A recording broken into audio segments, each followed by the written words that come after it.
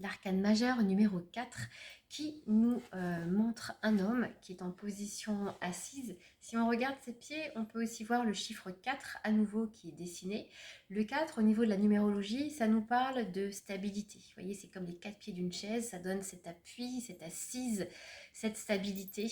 Aussi fait référence souvent à une figure paternelle, à l'homme, celui qui donne le cadre, celui qui pose aussi les limites. Attention avec un 4 de ne pas être dans quelque chose parfois aussi qui peut être enfermant, où on n'ose pas aller de l'avant, où on se sent un peu enfermé, comme si il fallait à tout prix suivre des règles, comme s'il y avait des choses qu'on ne pouvait pas outrepasser parce que ça ne se fait pas, vous voyez. Ah mais on peut pas faire ça, dans ma famille ça se fait pas par exemple, ou depuis toute petite on m'a toujours dit, je sais pas, je vous donne un exemple, hein, tel jour il faut faire tel rituel parce que c'est écrit et parce que c'est dit, vous voyez. Donc ça va être le côté un peu plus négatif de l'empereur, d'être dans quelque chose de plus fermé, plus rigide.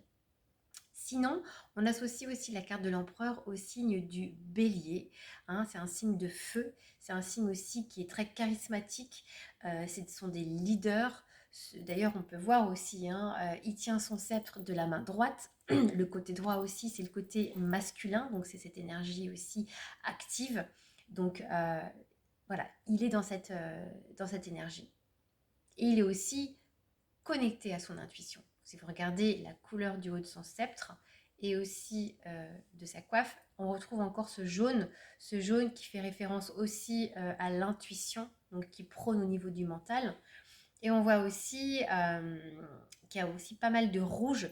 Le rouge aussi, ça va être tout ce qui va être relié à l'action. C'est le sang, c'est la vie, c'est ce qui circule en nous. C'est ce qui fait aussi que parfois on prend des décisions et on va de l'avant.